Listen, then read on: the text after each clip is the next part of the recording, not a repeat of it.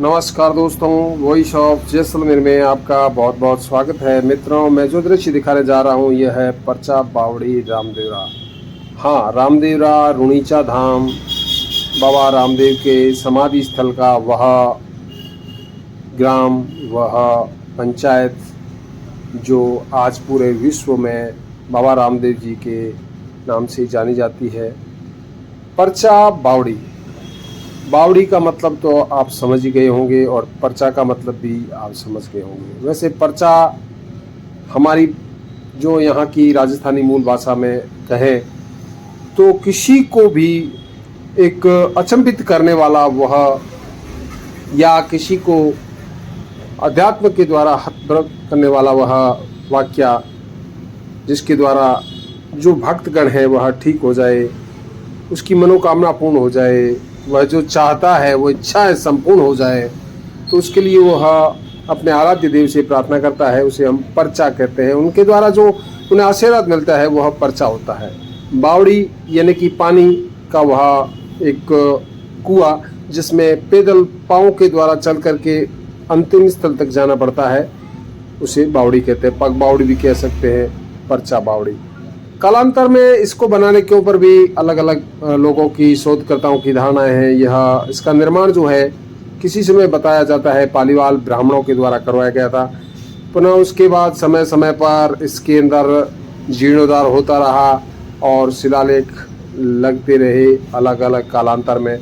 चूँकि यह जो ग्राम पंचायत रामदेवरा है, यहाँ का हम कह सकते हैं जो वार्षिक आमदनी है वह बहुत अधिक है और यह जैसलमेर जिले के अधीन आती है। उपखंड पोकरण का यह वह ग्राम पंचायत है जो रेलवे मार्ग से जुड़ा हुआ है। वर्तमान में यहाँ रेलें जो रानीखेत आती है, जोधपुर से, बीकानेर से जो भी, और बॉम्बे से, कलकत्ता से जो भी ट्रेनें जैसलमेर के लिए जाती है वह रामदेवरा होकर के जाती है और यहाँ उसका होल्ट यानी कि ठहराव होता है। मेले के समय यहाँ स्पेशल ट्रेनें भी लगाई जाती है। मैं यहाँ के शिलालेख विशेष कर बता रहा हूँ क्योंकि इसको पढ़ने से कई बातें हमें, जो शोध करता है उन्हें, या जो इसमें अपना रुचि रखते हैं उन्हें मालूम हो जाएगा। यहाँ यह लाल पत्थर के द्वारा निर्मित है, कहीं कहीं पर पीला पत्थर भी इसमें लगाया गया है।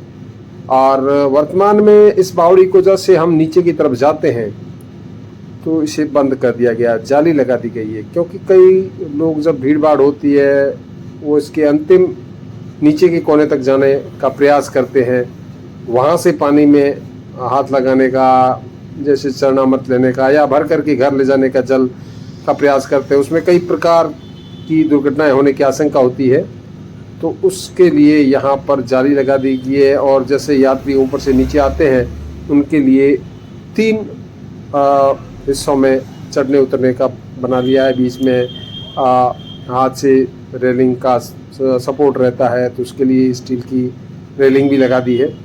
तो यह हम जब नीचे की उतरते हैं तो नीचे की तरफ यहाँ 3 मरगोल घुमावदार गेट बने हुए हैं। उसके आगे फिर जाली लगी हुई है लोहे की, और उस जाली से हम अंतिम जो नीचे का है वह देख सकते हैं, बावड़ी का वह दृश्य देख सकते हैं।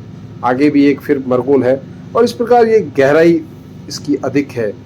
तो यह रामदेव जी के अंदर जब आप दर्शन करने जाते हैं तो परचा बावड़ी विशेषकर दर्शन लोग करने के लिए जाते हैं। यहाँ का जल भी लेने का प्रयास करते हैं। चूँकि मैंने बता दिया यहाँ का जल लेना आप स्वयं के लिए सामान्य बात नहीं रही है, क्योंकि सुरक्षा के मापदंडों को ध्यान रखते हुए इसको बंद करवा दिया गया है।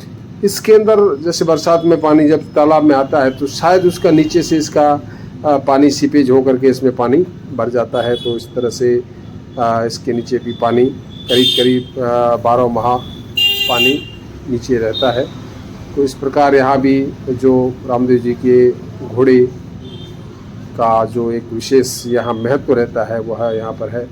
और यहाँ कुछ दीवार के सहारे छोटी छोटी, हम कह सकते हैं कि बैठने के लिए मरगोलदार स्थान बनाए हुए हैं, जहाँ पर यहाँ के सुरक्षाकर्मी या यहाँ के जो भी ट्रस्ट के सदस्य हैं वो यहाँ पर बैठे रहते हैं। और पूर्व में मैंने बताया कि यहाँ जो पत्थर की सीढ़ियाँ हैं वह जोधपुर के लाल पत्थर की सीढ़ियाँ बनी हुई है। इस प्रकार मैंने यह दृश्य आपको दिखाया, कैसा लगा मुझे बताएं। जय हिंद, जय भारत।